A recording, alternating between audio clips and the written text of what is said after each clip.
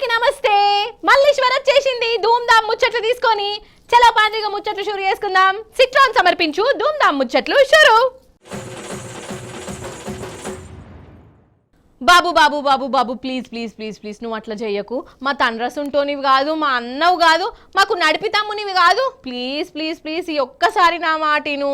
ఇవి చేతులే అనుకో, ఈ ఒక్కసారికి మా మాట ఇను.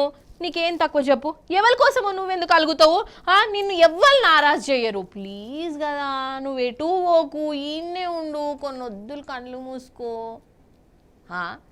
ఏంది మల్లీశ్వరి, ఈ బట్లాడుడేంది, ఈ బుజ్గరిచ్చుడేంది? ఏమో చిన్న పోరని బట్లాడినట్టే బట్లాడబడితివి. ఇంతకు ఎవలాళ్ళు అసలు అని అనుకునేరు. ఈ బట్లాడు బుజ్గరిచ్చుడు నేను చేస్తలేనోళ్ళా. ఈ బుజ్గరిచ్చే యాత్రలు ఏడ నడుస్తున్నాయో మనం పోయి చూసేసొద్దాం పాండ్రి. నడమంత్రపు సిరి ఎప్పటికన్నా షేటే చేస్తుంది, మంచిగున్న కుటుంబాలను నాశనం చేస్తుంది. ఈ ముచ్చట వెనకటనే పెద్దోళ్ళు చెప్పిర్రు. ఇక ఇప్పుడు కాంగ్రెస్ లీడర్లు కూడా అంటున్నారు, రేవంత్ సారు చేయబట్టి ఒరిజినల్ చేయి పార్టీ ఇచ్చికపోతుందట. ఎట్లా అంటారా? ఇగో ఈ సీన్ చూడుండ్రోల్లా. ఉప ముఖ్యమంత్రి బట్టి Vikramarka sir, Sridhar Babu sir, Jagtial Jeevan Reddy sir, వీళ్ళు ఒరిజినల్ కాంగ్రెస్ లీడర్లు. ఎంత ఆపతచ్చినా షెయి పార్టీని ఇడిచిపెట్టలే, కండువా మార్వలే కదా. ఇప్పుడు ఈ మీటింగ్ ఏందంటే బుజ్గరిచ్చే కార్యం నడుస్తున్నది. జగిత్యాల ఎమ్మెల్యే డాక్టర్ సంజయ్ సాబు గెలిపించిన కారు పార్టీని ఇడిచిపెట్టి రేవంత్ సారుతోని చేతులు కలిపి షెయి పార్టీలకు పాయగదా. అసలు ఈ ముచ్చట జీవన్ రెడ్డి సార్కు మాట వరుస కన్నా చెప్పలేదట. అరే జగిత్యాలలా షెయి పార్టీని ఎప్పటి సందో కాపాడుకుంటా హత్తున్నా, వెనకటి సంది కాంగ్రెస్లోనే ఉన్నా, ఎమ్మెల్యేగా చేస్తున్నా, కమస్కం నాకు ఒక్క మాట కూడా చెప్పరా. ఆయన వేరే పార్టీలకు గెలిచినోళ్లను షెయి పార్టీల షెరీక్ చేసుకునుడేంది అని నారాజుగున్నాడు. పార్టీకి రాజీనామా చేస్తాడు అని కూడా అన్నారు. సారు కూడా గట్లనే మాట్లాడిండు. ఇక జీవన్ రెడ్డి సారు పార్టీలకి వెళ్ళి బయటికి పోతే ఎంత పెద్ద లాసో రేవంత్ సారుకు తెలుసో తెలియదో గాని వెనకటి సంధి ఉన్న షెయి పార్టీ లీడర్లకు మాత్రం బాగానే ఎరికే. అందుకే ఇగో జీవన్ రెడ్డి సారు కాడికి పోయి బుజ్గరిచ్చే కార్యం పెట్టుకున్నారు. అయినా ఇంటలేడట జీవన్ సారు. గిదేం తరీకా, వేరే పార్టీ మన దాంట్లో ఎందుకు కాంగ్రెస్ పార్టీ ఇజ్జత్ తీసిపడేస్తున్నారు అని నారాజుగానే ఉన్నాడు. ఎమ్మెల్సీ పదవికి కూడా రాజీనామా చేస్తా అని పట్టు మీదనే ఉన్నాడట. అన్నట్టు ఆగుండ్రోల్లా, జీవన్ రెడ్డి సారుతోని జరసేపు మనం మాట్లాడదాము. సారు ఏంది సారు మీ షెయి పార్టీలు పంచాది? బట్ నాకు జరిగినటువంటి ఒక మనస్తాపం ఏదైతున్నదో, నాకు పదవి అనేది ప్రధానం కాదు, నాకు వ్యక్తిగతం, నా సెల్ఫ్ రెస్పెక్ట్ ప్రధానం అని చెప్పట్టు నేను దాని బట్టి ఏదైతుందో రాజీనామా చేయాలన్నటువంటి ఒక ఆలోచన వ్యక్తం చేసి నేను ఫిరాయింపుల మీద ఏదైతే నా అభిప్రాయం వ్యక్తం చేసినా, నిన్న కూడా చేసినా, ఇవాళ ఉదయం కూడా చేసి నేను ఫిరాయింపుల నా వ్యక్తిగత అభిప్రాయంగా పార్టీ ఆలోచన విధానం, నా ఆలోచన విధానం, ఇలా రాహుల్ గాంధీ గారికి ఆలోచన విధానం, నా ఆలోచన విధానం, ఇలా అఖిల భారత కాంగ్రెస్ ఆలోచన విధానం, నా ఆలోచన విధానం. అఖిల భారత కాంగ్రెస్ ఏదైతుందో మొన్నటి పార్లమెంట్ ఎన్నికల్లో పాంచ్ న్యాయంలో ఇవాళ చట్టసభకు సంబంధించి ఒక రాజకీయ పార్టీకి ఎంపికైనటువంటి వారు పార్టీని ఫిరాయింపు చేస్తే ఆ సభ్యత్వం రద్దు చేయబడే విధంగా చట్టాన్ని మార్పు చేస్తామని చెప్పి అందులో పెట్టడం జరిగింది. వాస్తవంగా ఏదైతుందో పార్టీ ఫిరాయింపులను నిలువరింపజేయబడే విధంగా it was first time Rajiv Gandhi garu, it was in 1985 I believe, it was 1985 I believe, Rajiv Gandhi garu ఏదైతుందో పార్టీ ఫిరాయింపు చట్టం తీసుకోవడం జరిగింది. ఆనాడు ఏదైతుందో నిర్ణయం తీసుకునే అధికారం స్పీకర్ గారికి బాధ్యతలు అప్పగించడం జరిగింది. అది వీళ్ళు ఆశించిన మేరకు అది నిర్ణయం జరగడం లేని ఒక భావన వ్యక్తమవుతున్న పరిస్థితులలో పార్టీ ఫిరాయించేటువంటి చట్టసభకి ఎంపికైన సభ్యుడు ఎవరైనా గాని ఆ సభ్యత్వం రద్దు చేయబడే విధంగా మేము చట్టాన్ని మార్పు చేస్తామని చెప్పని అఖిల భారత కాంగ్రెస్ పార్టీ మన పార్లమెంట్ ఎన్నికల్లో పాంచ్ న్యాయంలో అదొక భాగాన్ని పొందుపరచుకోవడం జరిగింది. నేను దానికి అనుగుణంగా మాట్లాడుతున్నాను. అఖిల కాంగ్రెస్ పార్టీ ఆ రోజు విధానానికి భిన్నంగా నేను మాట్లాడడం లేదు. ఆగనట నన్ను అడిగితే ఈ సారు చెప్పే దాంట్లో న్యాయం ఉన్నది. వేరే వేరే పార్టీల గెలిచినోళ్లను షెయి పార్టీల షెరీక్ చేసుకునుడేంది?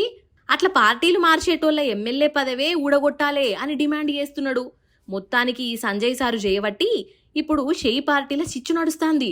మరి ఇది ఎంత దూరం పోతుందో, ఎవరికి చుట్టుకుంటుందో, రాను రాను ఏమైతుందో చూడవలసి ఉన్నదని షెయి పార్టీ కార్యకర్తలే చెప్తున్నారోల్లా.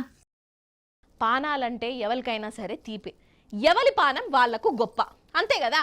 కండ్ల ముందు ఎవరికన్నా ఆపతస్తే కాపాడేందుకు కూడా వెనక ముందు ఆడతారు.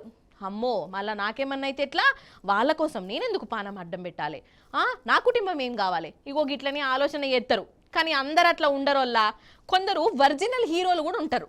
గట్లనే ఇద్దరు నాకంట పడ్డరు. మరి అట్లా పడ్డప్పుడు మీకు కూడా వాళ్ళతోని ములాఖాత్ చేపియాలి కదా. పాండ్రి మరి వాళ్ళ కాడికే పోదాము, శనార్థులు కూడా చెప్పేసి వద్దాం రాండ్రి. మొన్ననే కాదు గా బెంగాల్లా రైళ్ల యాక్సిడెంట్ అయింది. అమ్మో నాకైతే ఇప్పటికీ కండ్లల్లో మెదులుతూనే ఉన్నదోల్లా. అయితే బీహార్లో కూడా ఇంకా జర్రంత అయితే రైలు బండి బ్రిడ్జి మీదకి వెళ్ళి పడిపోవు. కానీ ఇగో ఈ హీరోలు యాక్సిడెంట్ కాకుండా వీళ్ళ పానం అడ్డం పెట్టిరు. అగ చూడుర్రి మంచిగా బ్రిడ్జి మీద ఒకలు బండి కింద ఇంకొకలు ఎట్లా మెల్లమెల్లగా పాక్కుంటా అత్తాన్రో.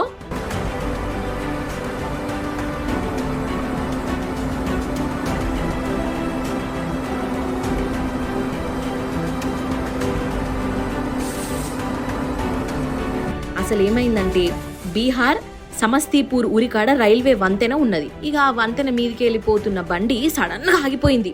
అరే ఏమైందబ్బా అని చూస్తే రైల్ ఇంజన్ కింద ఉన్న ఏదో వాల్యూ లీక్ అయిందంట. ఇక అందుకే ఆగిపోయింది. ఇక కదులు లేదు ఆగ కదులు లేదు.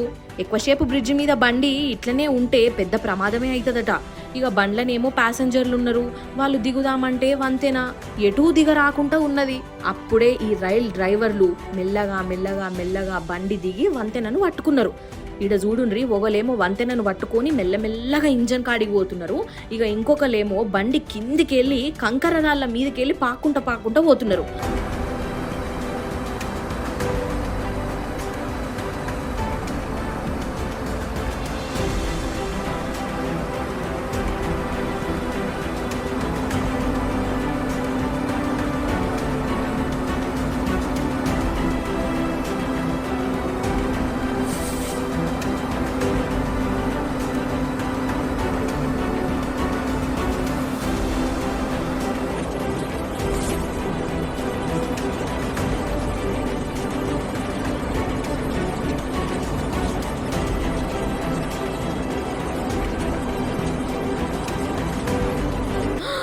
వామ్మో నాకైతే భయమే అవుతున్నదిలా చూస్తుంటే.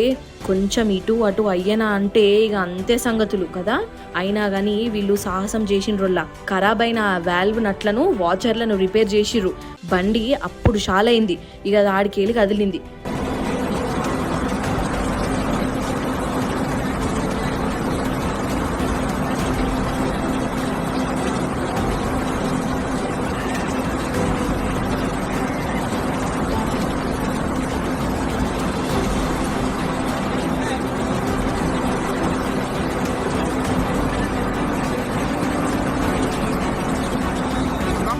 కానీ నిజంగా వీళ్ళిద్దరు గ్రేట్ అంటే గ్రేట్ కదా నొల్ల. బండికున్ను అందులో ఉన్న ప్యాసింజర్లకు ఏం కాకుండా పానాలు అడ్డం పెట్టి మరీ ఇగో ఇట్లా సాహసం చేసిర్రంటే అబ్బా వాళ్ళను ఎంత తారీఫ్ చేసినా తక్కువనే. శబాష్ అనుండ్రి మరి.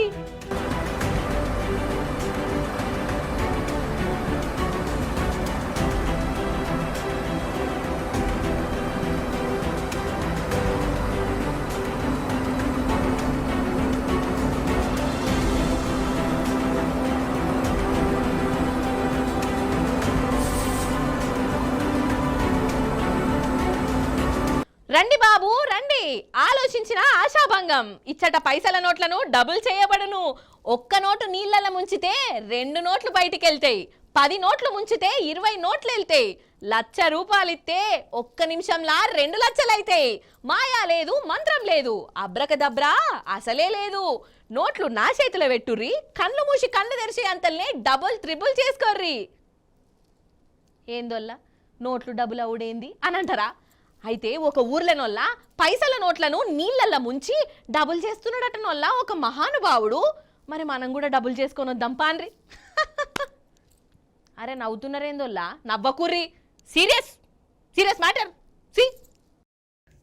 ఫస్ట్ ఇగో ఈ బ్రహ్మానందం సీన్ చూడుండ్రల్లా. ఉండు మౌతారు కూడా బంగారమే. మాతాకి నమస్కారం. ఓం బాబు నేను చెప్పింది చెప్పండి.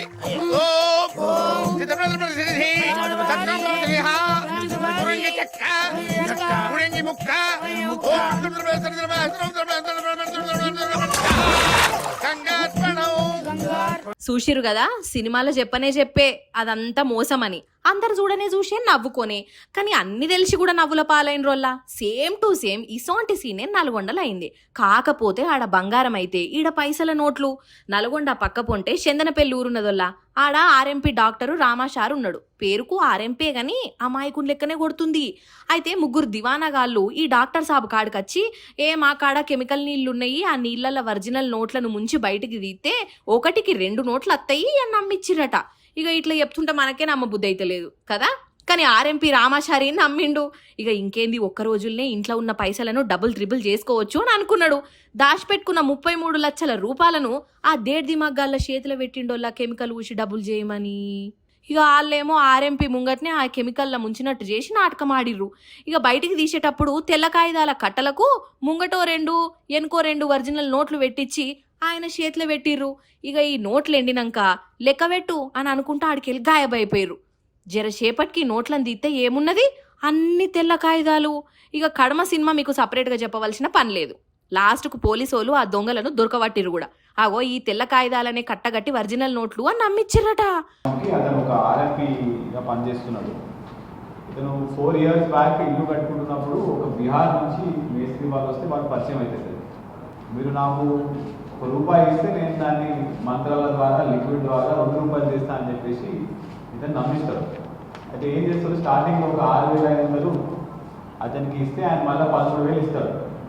ఆ నోట్ కూడా మార్చేసి ఇంకో నోట్ పెట్టేసి వాళ్ళు డబ్బులు చేసినట్టు ఈయన మాయపరిస్తే ఇతను మన విక్టిమ్ నమ్మేసిన తర్వాత ఇదేదో బాగుంది కదా, మనం ఏమంటే డబ్బులు అవుతున్నాయి అని చెప్పేసి 33 లక్షలు గ్యాదర్ చేసుకొని వీరిద్దరిని బీహార్ నుంచి పిలిపించడం జరుగుతుంది. అయిన తర్వాత వీళ్ళు ఈ విధంగా 3 lakhs ఈచ్ బండిల్, అట్లా 33 lakhs 11 బండిల్స్ మొత్తం ప్యాక్ చేసి బ్రౌన్ కలర్ కవర్లో పెట్టడం జరుగుతుంది.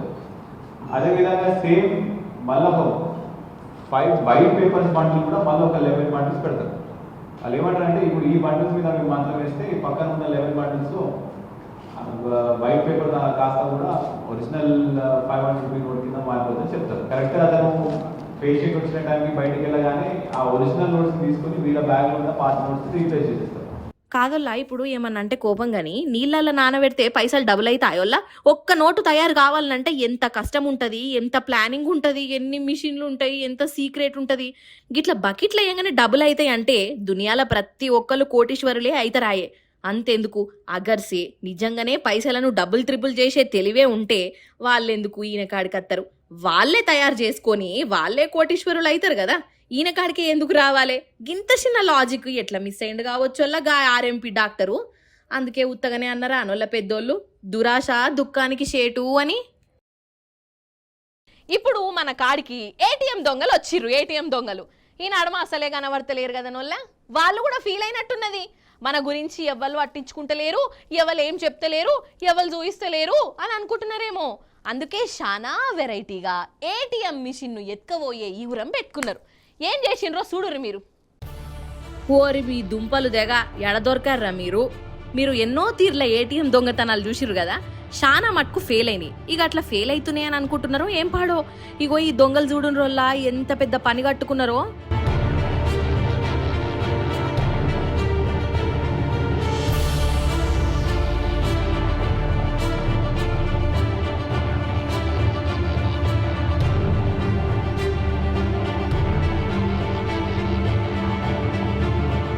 వామ్మో చూసిండ్రా, మిషన్ను తాడుతోని బందవస్తుగా కట్టి గుంజుకపోతున్నారు. ఇక దాన్ని కార్లు వేసుకొని ఆడికెళ్ళి పోయినరోల్లా. అంటే ఏటీఎం సెంటర్లకు వెళ్ళి మిషనే మాయం చేసిర్రు అన్నట్టు. ఇక మాయం చేసిన మిషన్ను ఎడనన్న ఊరవతల పురుసత్తుగా కూసోని పోయే పని పెట్టుకున్నారు కావచ్చు.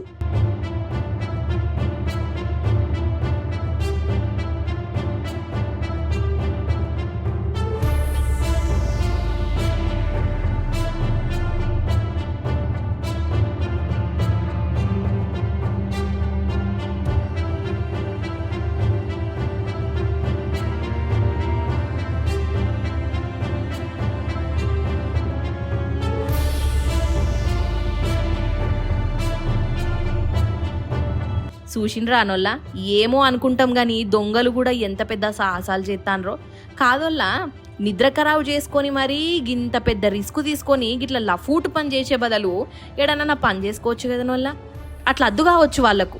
ఇట్లా దొంగతనాలు చేస్తేనే వాళ్ళకు పానం నిమ్మలం అనిపిస్తుంది కావచ్చు కదా. నా చిన్నప్పుడు పెద్ద బాల చిచ్చల ఒక కథ చదువుకున్నా. కలిసి ఉంటే కలదు సుఖం, ఎవరి కాళ్ళు వేరు పడితే నరకం. ఒక్కొక్క కట్టె పుల్లలను ఎవడైనా ఇరగ్గొడతాడు, అదే కట్టెలను జమ ఎత్తే వాటిని ఇరగ్గొట్టుడు కష్టం. అందుకే కలిసి ఉండాలి, అందరూ ఒక్క మాట మీద ఉండాలి అని మంచి మంచి నీతి మాటలు ఉండేటి వల్ల ఇప్పుడు ఆ నీతి పాఠాలు ఎందుకు యాదికి వచ్చినాయి అని అంటారా? అయితే మహారాష్ట్ర నాసిక్ అడిగి పోవాలి మనం. పాండ్రి ముచ్చటేందో ఆడనే చెప్తా కానీ రాండ్రి. ఆడుతూ పాడుతూ పని చేస్తుంటే అలుసు సొలుసేమున్నది. వరెవ్వా చూస్తుండ్రు రానోళ్ళ, అగో పెద్ద బాయి దొబ్బుతాండ్రు. బాయి, అయ్యో బాయి దొవ్వుడు కూడా సుతారమేనా? ఇది కూడా మన ముచ్చట్లలో అవసరమా అని అనుకునేరు. ఇది ఉత్తపచ్చి బాయి కాదు, మరి ఊరంతా కలిసి కట్టుగా దొవ్వుతున్న బాయి. ముచ్చటేంటిదంటే మహారాష్ట్ర నాసిక్ కాడ ఒక చిన్న ఊరున్నదల్లా. ఆ ఊరోళ్లకు నీళ్ల తక్లీఫు మస్తున్నది. ఆడోళ్ళు బిందెలు బగోన్లు పట్టుకొని కొండలు గుట్టల పొంటి పోవాలి. ఆఫీసర్లకు ఎన్ని మాటలు చెప్పినా వాళ్ళు ఈనుడు లేదు. ఇగో ఈ అక్క భూమిలా నీళ్లు పడ్డాయట, మరి ఎవరు దవ్వాలే? అయినా ఈమె జాగా ఎందుకు ఎత్తది కదా. కానీ అట్లా అనుకోలే. ఈమె సాటి ఆడోళ్ళ కోసము ఈమె భూమిని దానం చేసింది. ఊరోళ్ళందరూ ఒక్కటైర్రు. చిన్న పెద్ద పిల్ల జెల్ల పడుసోళ్ళు ముసలోళ్ళు పలుగు పారబట్టిర్రు. బాయిని తవ్వుతనే ఉన్నారు. అగ చూడుండ్రి ఎంత లోతుకు తవ్విండ్రో. లాస్ట్కు నీళ్ళెళ్ళినాయి. ఇక వీళ్ళు సంబరాలు చేసుకున్నారు. నిజంగా ఎవలో అత్తరు ఏమో ఎత్తరని వీళ్ళు ఎదురు చూసి యాష్టపడి లాస్ట్కు వీళ్ళే ముంగట పడ్డరు. ఆఫీసర్లకు బుద్ధచ్చేతీర్ల నీళ్లు తెచ్చుకున్నారు. శబాష్ అనుండ్రి మరి.